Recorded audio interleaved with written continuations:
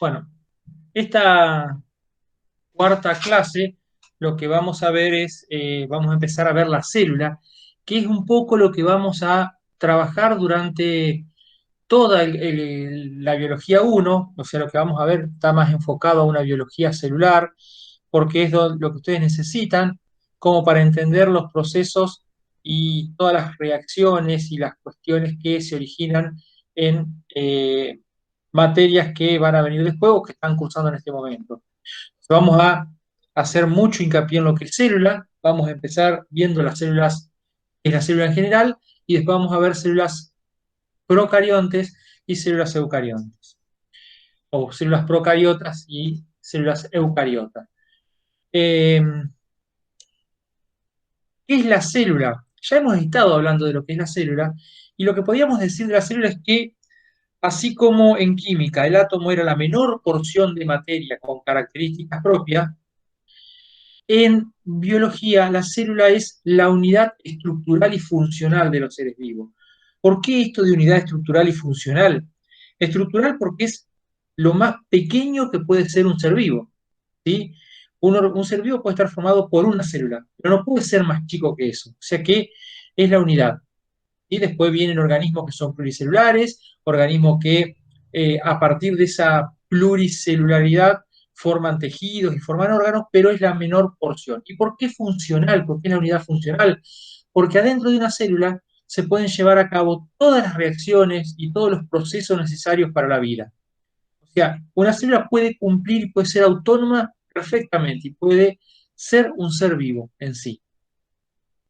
Eh, ¿Es la menor porción de materia viva? Obvio. Así como el átomo, les decía, la menor porción de materia con características propias, la célula es la menor porción de materia que puede tener vida. Y existen organismos unicelulares y pluricelulares, un poco lo que veníamos hablando. Entonces, la, que la célula sea la unidad estructural y funcional nos da origen a algo que se conoce como teoría celular. Y la teoría celular tiene tres cuestiones. Una de que todos los organismos están formados por células. Puede ser una, pueden ser muchas, pero no existe un organismo sin células. Después que todos los procesos biológicos ocurren dentro de la célula, un poco lo que veíamos. Esto es lo que da origen también a esa definición que vimos recién, la unidad estructural y funcional, porque justamente todos los procesos se dan dentro de la célula. O sea, no hay un proceso metabólico que pueda darse fuera de la célula. Eh, sí, son procesos, pero que no son procesos orgánicos. Y lo más importante es que una célula proviene de otra célula. No hay genes binaria o porque se combinan por algún proceso dos células, pero toda célula proviene de otra célula. No existen células que se generen espontáneamente. Eh, Hay toda una teoría que habla de cómo fue el origen de, o cómo empezó la vida en la Tierra. No nos vamos a detener porque esto daría para hablar toda una clase de cómo se originó la vida y cómo fue evolucionando. Eh, lo que sí podemos decir es que la vida se origina a partir de bacterias, de células procariotas, células muy primitivas, que fueron creando condiciones para que fueran apareciendo otras. Así, por ejemplo, en un principio había muy poco oxígeno, por lo tanto las bacterias fotosintetizadoras comenzaron a partir de la fotosíntesis a generar oxígeno y generaron condiciones para que aparecieran organismos que pueden respirar oxígeno y eso fue funcionando de esa forma. Les decía, existen dos tipos de células, las células procariotas y las células eucariotas.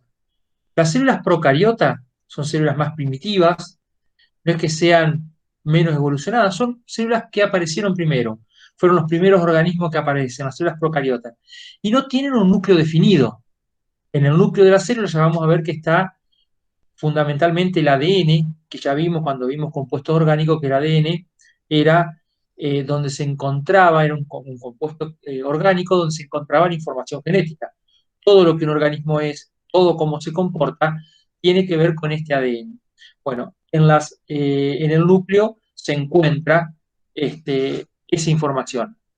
células procariotas no es que no tengan núcleo, sí tienen una zona nuclear, sí tienen un ADN, sí tienen información genética, pero esa información genética, esa zona nuclear es una zona, no está separada, como en las células eucariotas, no está separada del resto de la célula, sino que está ahí mismo, toda mezclada. No tienen organoides internos, o sea, la célula no tiene estructuras internas que realicen funciones distintas, es toda una sola cosa, y son siempre unicelulares. No existen organismos con células procariotas que sean pluricelulares. Por otro lado, las eucariotas son células más evolucionadas, tienen un núcleo definido, o sea, esa zona nuclear con ese ADN, con esa información genética, está rodeado por una membrana y separado del resto de la célula. Por eso eu significa verdadero y cariota viene de la carioteca o de núcleo. Carioteca es la membrana esa que recubre el núcleo, que rodea el núcleo. Entonces, eucariota significa núcleo verdadero, mientras que procariota significa antes del núcleo. Tienen organoides internos, una célula eucariota es mucho más compleja que una célula procariota, tiene estructuras específicas que realizan funciones específicas dentro de la célula y están separadas y están definidas y están rodeadas de membrana. Y estas células sí pueden formar organismos pluricelulares. Nosotros estamos formados por células eucariotas, las plantas, los hongos, los animales están formados por células eucariotas. Eh, Ahora, dentro de toda esa evolución que habíamos visto recién, que yo le dije que nos puede llevar una clase entera, hay una teoría bastante interesante que habla de cómo aparecen las células eucariotas, cómo a partir de células procariotas, que era lo que existía primitivamente, se produce una evolución para que aparezcan las células eucariotas. Y la teoría lo que dice y lo que plantea es que en algún momento células procariotas un poco más grandes que comían otras células, se alimentaban de otras células, envuelven, eh, intentan comer a células procariotas más chicas y cuando la ingresan a su célula, esa célula más grande, se da cuenta de que esta célula más chica era mucho más eficiente en o hacer fotosíntesis o en oxidar compuestos orgánicos para obtener energía y que esto le permitía una mejor forma de vida a esta otra célula más grandota. Entonces, en vez de deglutirla, desintegrarla para comerla, la rodeó con un pedazo de su propia membrana y de esta forma aparecieron las primeras organelas u organoides eh, subcelulares, que son los cloroplastos y las mitocondrias. ¿Sí? Profe, Sí, ayer estaba leyendo de que hay muchas probabilidades de que no se termine la existencia, porque decía de que todo evolucionaba al punto de poder adaptarse. ¿Eso puede ser? Lo digo en sí, relación con lo que está contando. sí, sí, Es como sí. que se adaptó y creció y evolucionó. Eh, por supuesto, eso, a ver, todo lo que es evolución y todo lo que es eh,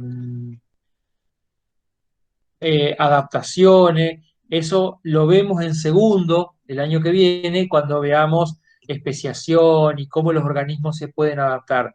Pero es cierto, los organismos se van adaptando a las condiciones. Continuamente hay mutaciones. Lo mismo que pasa en los virus en este momento, lo que está pasando con el COVID. Lo que pasa es que en los organismos, cuando más complejo es un individuo, más difícil es que haya mutaciones.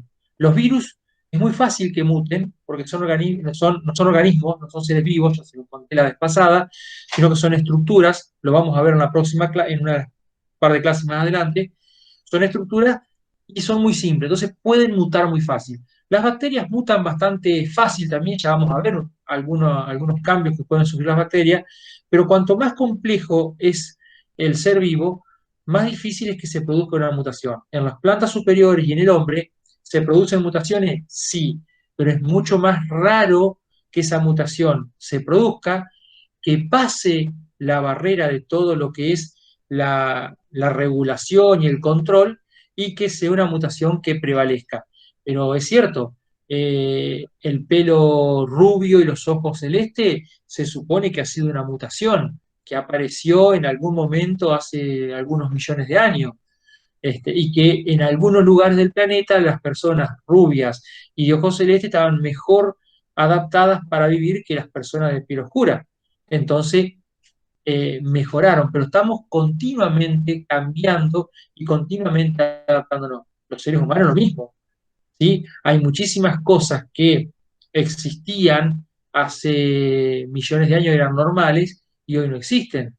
Por ejemplo, sin ir más lejos, el tema de eh, el hombre primitivo, el hombre de las cavernas, podía mover las orejas con facilidad. Fíjense ahora cuántos de nosotros podemos mover las orejas, ¿sí? Al mover las orejas, eso permitía enfocar los pabellones para poder captar mejor los sonidos, como hacen los perros, como hacen los gatos. Eso, Profe, sí, el otro día escuché que hay gente que nace sin apéndices. exacto, exacto.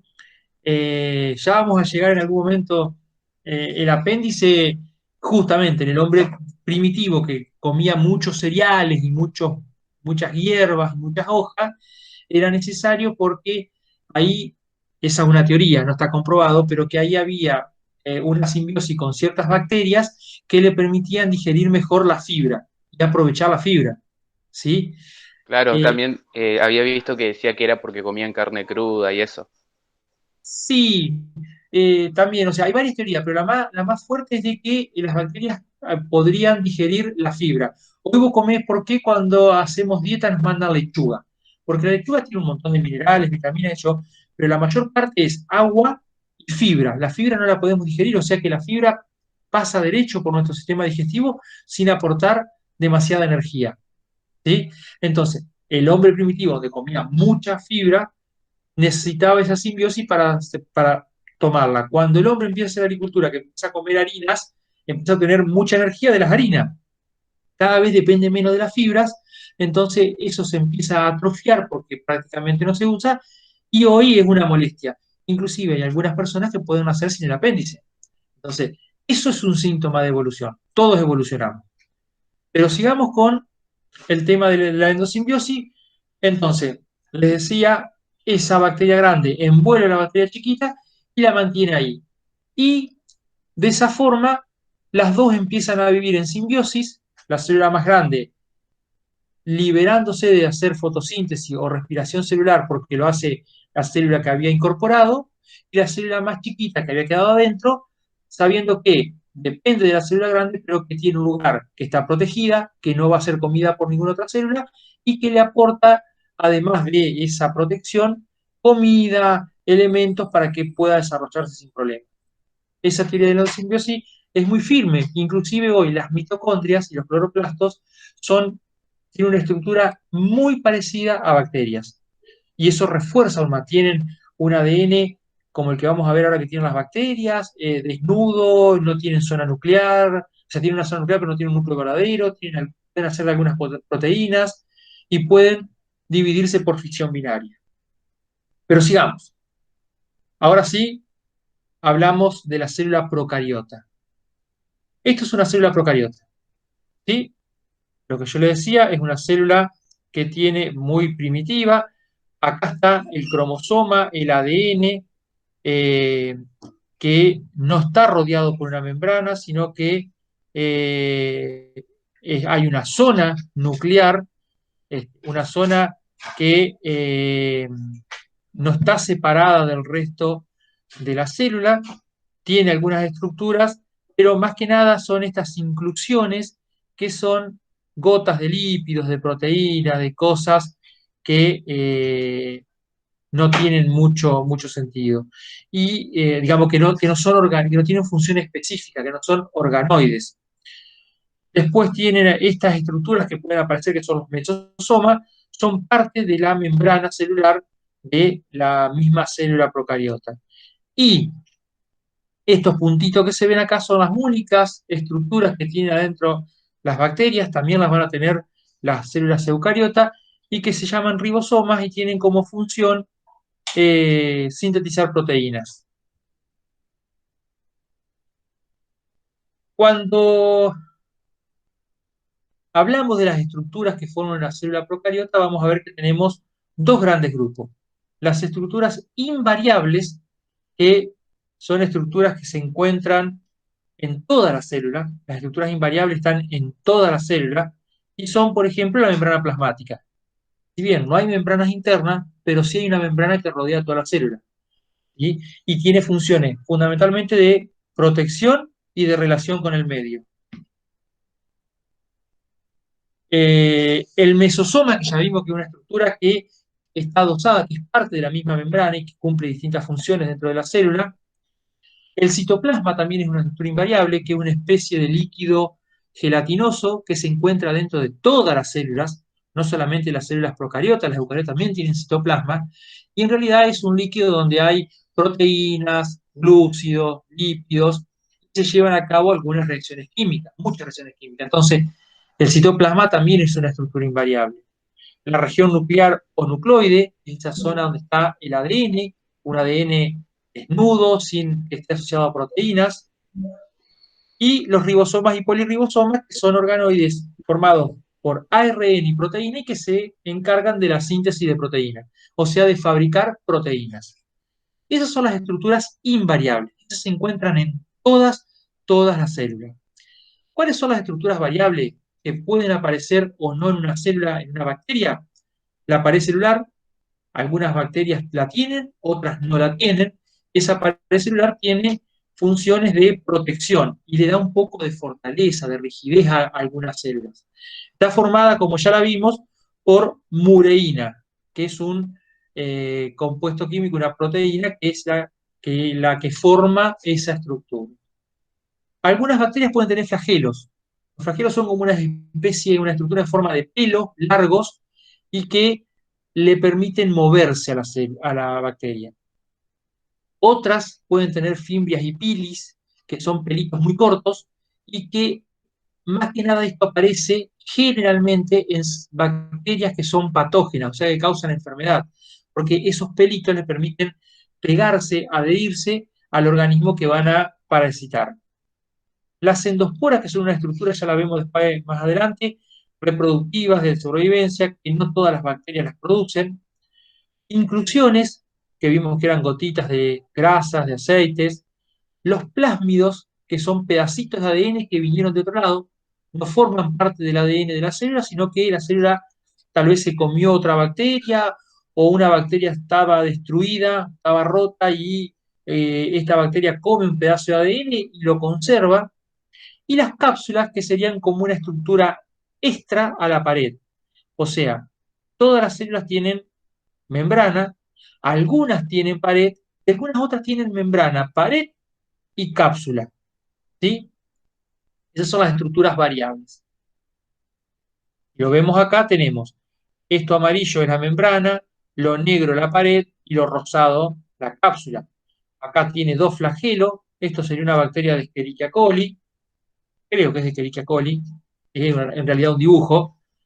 Tiene fimbrias, que son estos pelitos, cilios, pelos, fimbrias, y los flagelos. Y tiene acá se ve una inclusión, y lo que está en violeta son los ribosomas. Y en celeste el citoplasma.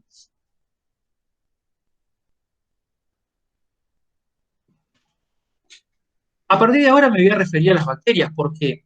Porque ya vimos que las células procariotas como tal solamente pertenecen a los reinos bacterias y arqueas.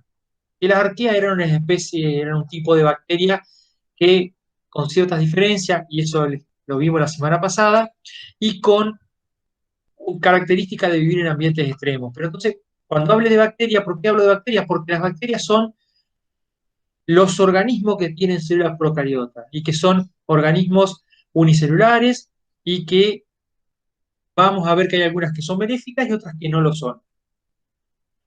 Las bacterias son muy chiquititas, están formadas por una célula, y entonces es bastante complicado el tema de poder clasificarlas, no las podemos ver en detalle, no sabemos bien, no podemos ver cómo podemos diferenciar un perro de un gato. Las bacterias están formadas por una sola célula. Entonces, ¿cómo las clasificamos? La primera clasificación es por la forma. Hay bacterias que son esféricas, parecen una bolichita, que se llaman cocos. Otros tienen una forma más alargada, parecen un chisito, y se llaman bacilos. Después tenemos los espirilos o espirales, que son unos bacilos que se doblan un poquito y tienen como una forma de espiral. Y por último, las espiroquetas, que son como unos especies de bacilo, pero más finito y más largo, y que se doblan bastante. Parecen una especie de fideo tirabuzón. ¿Vieron los fideos esos que usamos para hacer guisos o para hacerlo? Bueno, esa forma tienen las espiroquetas. Primera clasificación y muy importante porque ya nos está dando una idea de qué bacteria estamos teniendo. La forma de la bacteria la podemos ver con un microscopio óptico normal. Las bacterias se dividen, habíamos visto, por fisión binaria. ¿Sí? Acá no hay una reproducción sexual, sino que una bacteria se parte en dos. Y ahí esas dos van a volver a partirse y ahí van a ir reproduciéndose.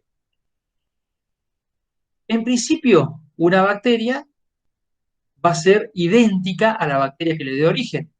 O sea que en definitiva, en una infección o en una proliferación de bacterias, todas van a ser idénticas.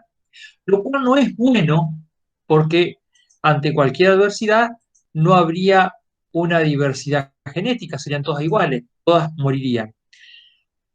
Pero nosotros sabemos que las bacterias van mutando y que van apareciendo bacterias nuevas, porque las bacterias, a pesar de no tener reproducción sexual, que es lo que produce variabilidad en los organismos superiores, tienen algunos mecanismos por los cuales pueden cambiar y pueden transformarse en otra cosa. Y no es mutación, porque la mutación es otra cosa que la vamos a ver más adelante cuando veamos ADN. Son cambios. ¿Y cómo se producen? Por ejemplo, la transformación. Lo que yo le decía, una bacteria que come cosas del medio, por ahí hay un pedazo de ADN suelto que puede ser de otra bacteria o de cualquier otro ser vivo que estaba en descomposición, lo incorpora, lo come y no lo termina de digerir, sino que lo termina uniendo a su ADN. ¿Ve? Acá teníamos el ADN de la bacteria, se comió un pedazo de ADN que estaba en el suelo y en vez de digerirlo para usar sus partes para crecer, lo incorpora a su código genético. Y entonces esta bacteria ya no es exactamente igual a esta. Es parecida, pero ya cambió. Eso se llama transformación. La transducción tiene que ver con un virus. ¿Sí? ¿Hay virus que atacan bacterias? Sí. Hay virus que también atacan bacterias. Ya que ahora está de moda el tema de los virus, bueno, eh, ¿qué pasa? Viene un virus que se llama bacteriófago porque ataca bacterias, inyecta su ADN para que la bacteria empiece a duplicarlo y a formar nuevos virus, que es el mecanismo por el cual los virus proliferan, y en algún momento esa bacteria explota, porque ese es el mecanismo, eso pasa también nosotros, el virus entra a la célula, inyecta su material genético, obliga a la célula a producir más virus, y en un momento que la célula está repleta de virus, explota y los libera. Entre esa explosión, además de virus, ¿sí? Esos virus se llevan un pedacito de ADN, no solamente de ellos, sino un pedacito de ADN de la bacteria. Cuando atacan otra bacteria que inyectan su material genético, a veces tienen suerte a veces de infectar y a veces no tienen suerte, pero ya inyectaron el material genético que venía de la otra bacteria y esa bacteria lo incorpora y se transforma en una bacteria nueva. Ya esta bacteria no es esta que atacó el virus, sino es una bacteria nueva con un ADN cambiado. Es otra bacteria, que puede ser mejor, puede ser peor o puede ser lo mismo. Y la conjugación. Si bien no hay una reproducción sexual, algunas bacterias se unen e intercambian pedazos de ADN. ¿Sí? Cuando ninguno de los otros mecanismos puede llegar a ser efectivo, las bacterias pueden unirse e intercambiar partes de su ADN y de esa forma generar nuevas cepas de bacterias, o sea, bacterias nuevas, especies nuevas, razas nuevas de bacterias que producen cosas nuevas. Además de la forma, y siguiendo con esto de la división, de la fisión binaria, las bacterias una vez que se dividen pueden separarse o pueden quedar unidas. Y se separan, forman dos bacterias, pero en vez de ir cada una por su lado, siguen unidas viviendo juntas. Y esto también nos ayuda a clasificar algunas bacterias, no solamente la forma, sino su forma y cómo van quedando unidas. Fíjense los cocos. Los cocos, hay algunas bacterias donde el coco se divide y quedan unidos de a dos, ¿sí? Los diplococos. Los estreptococos que causan muchas enfermedades en las personas y en muchos seres vivos, pero en las personas aparecen muchos los estreptococos, son cocos que se van dividiendo en un solo sentido, o sea, siguiendo una línea más o menos recta, y van formando una cadenita. Miren, ¿ves? Acá están, esto es una foto sacada con un microscopio. Diplococo, estreptococo. Diplo porque son dos, estrepto porque forman una cadena. También pueden formar tétradas, o sea, se dividen primero los dos, el coco, y forman un diplococo, y después se vuelven a dividir, pero en el sentido contrario, y forman un grupito de cuatro, una tétrada. Pueden formar zarcinas, y las zarcinas pueden ser cuadrangulares, como en este caso, donde queda como un cubo, y si no, algunas, estas son las zarcinas, y si no, también empiezan a proliferar, quedan unidos, pero forman masas gigantes, sin una forma aparente, sino que son toda una masa informe, de cocos, y eso se llama estafilococos, que también los estafilococos son bastante conocidos porque causan enfermedades. Lo mismo puede pasar con los bacilos. Los bacilos pueden ser bacilos aislados, diplobacilos, estreptobacilos, cocobacilos, ¿sí? Pero fundamentalmente esto, diplobacilos y estreptobacilos. Otra forma de diferenciarlas es porque la pared celular que forma algunas bacterias, o que es parte de algunas bacterias, no siempre es igual. Algunas bacterias tienen ese péptido glucano, que era la mureína, es muy grueso, y en otras es muy finito.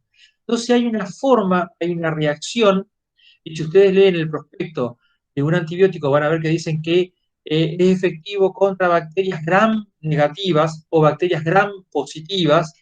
Eso es por esta técnica que fue ideada por un científico de apellido Gram, y que lo que hace es usar un colorante para teñir la pared. Si esa bacteria tiene una pared muy gruesa, queda teñida de color violeta. Si esa bacteria es muy fin, tiene la pared muy finita, no se tiñe y queda teñida de color rosado. Eso es lo que nos dice que una bacteria sea gram negativa o gram positiva. Entonces ya podemos decir que una bacteria es un coco, porque es redondita, que es un estreptococo, porque forma una cadena, y que además es un estreptococo gram positivo. Ya está, con todos esos datos, y si encima está produciendo alguna enfermedad respiratoria, ya está, ya sabemos de qué bacteria se trata. ¿Y por qué es útil esto? Porque en el caso nuestro nos permite saber qué antibiótico o qué medicamento o qué forma de control usar. Bueno, las arqueas, que generalmente ya vimos que no tienen mucha injerencia para nosotros, ni buenas ni malas, solamente que viven en ambientes, salvo las que producen metano, pero en general no tienen una injerencia. Algunas arqueas, la pared celular tiene otra estructura, ya lo vimos, no es de mureína, sino que puede ser de otra sustancia. Inclusive hay algunas arqueas que no tienen bacterias. Las termoplasmatas, que viven en ambiente de aguas muy, muy cálidas, o sea, aguas termales o aguas muy calientes, no en el Caribe, estamos hablando de aguas termales o aguas asociadas a volcanes, aguas que están prácticamente al punto de ebullición. Ahí viven estos bichos y pueden no tener pared. Bueno, les decía lo de la tinción de Gram. Acá tenemos un ejemplo. Estas son esquemas, dibujos de dos membranas y pared de bacterias distintas. Acá tenemos la membrana plasmática que tienen todas las células, ¿ven? La membrana plasmática. Y fíjense, la mureína, ese péptido glucano, miren, en esta bacteria es muy finito y en esta otra bacteria, que son especies distintas, es muy grueso. Entonces, ¿qué pasa cuando yo hago la tinción de Gram? Cuando yo hago la tinción de Gram, lo que hago primero es colorear las bacterias con un colorante que me las tiñe de rosado, ¿sí? Después las lavo, después las paso por alcohol para decolorarlas y por último las coloreo con otra solución que es de color rojo. Primero con cristal violeta, que es un color púrpura, rosado intenso, y después con safranina.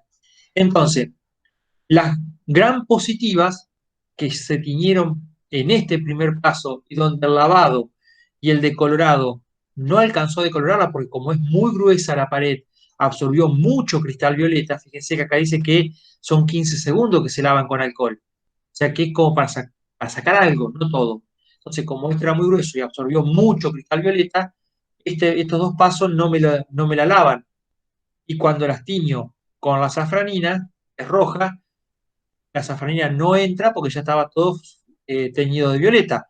En cambio, las gram negativas se ven violeta, se ven oscuras. Y las gram negativas no alcanzaron a colorearse porque lo poquito que entró lo sacó el agua y después el alcohol. Y cuando las tiño con safranina quedan rosadas. Acá no se ven, las gram positivas no se ven rosadas porque ya habían quedado teñidas de violeta.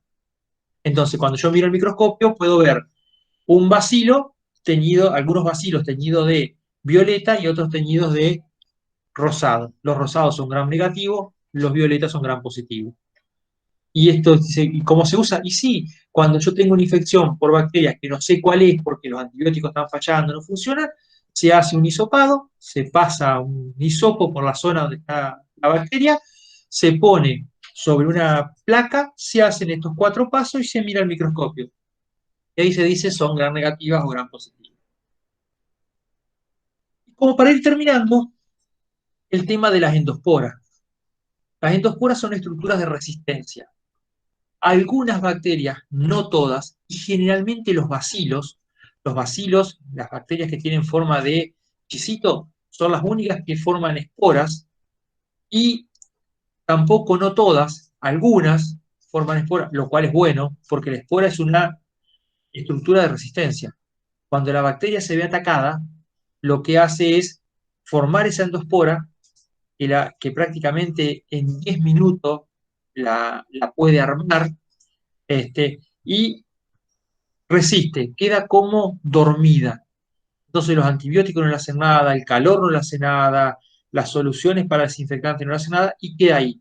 Cuando las condiciones vuelven a ser buenas para la bacteria, esa endoespora se empieza a desarmar y se transforma en una bacteria. Y empieza su ciclo reproductivo, se empieza a dividir y empieza a atacar de nuevo. Esto pasa en algunas infecciones, ¿sí? Por ejemplo, la tuberculosis es una enfermedad que es producida por un bacilo y es que produce endosporas y es muy difícil de curar. ¿Por qué? Porque se le suministra al paciente antibiótico.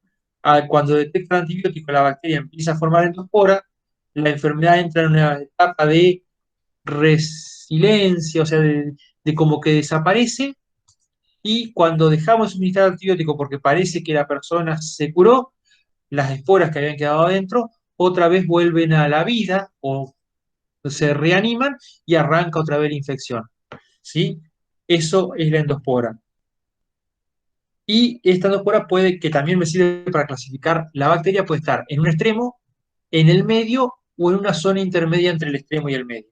Por acá tienen un Bacillus thuringiensis, que es una bacteria que afecta orugas, las larvitas de las mariposas que se comen las plantas. Bueno, esta bacteria, que es el Bacillus thuringiensis, es un bacilo, tiene cilios, ven estos flagelos que tiene acá para moverse, y forma endosporas. Esta es la endospora. Cuando la situación no es buena, porque no encuentra ninguna oruga para parasitar, forma endospora hasta que viene una oruga y queda arriba de las plantas. Viene una oruga, se la come a la endospora, acá recién se está formando, ¿eh? Esto después queda solamente esto. Se la come y arranca de nuevo el ciclo, ¿sí? Así se ven en el microscopio. Fíjense, acá tenemos bacterias, bacilos gram positivos con endosporas terminales, ¿sí? Otra cosa, la endospora, como tiene una pared muy dura, no se tiñe, ¿ve? Bacilos con endosporas terminales, ¿sí? Acá tenemos bacilos que se están reproduciendo, estas son endosporas que han quedado aisladas y no se tiñen, y estos son los bacilos. Le decía, los bacilos gram positivos son en general los únicos que pueden formar endosporas. Este es el ciclo de formación, ¿ven? La bacteria se divide, llega un momento donde la situación no es buena y empieza a formar esa endospora que es como si se dividiera de nuevo, pero que queda unido y empieza a reforzarla con distintas capas y puede tener hasta 8 capas distintas una endospora, de distintos materiales. Ya acá no importa si es ureína, distintos materiales que la hacen impermeable, indestructible. ¿Mm? Queda el núcleo, donde está el ADN, y después empiezan las distintas capas.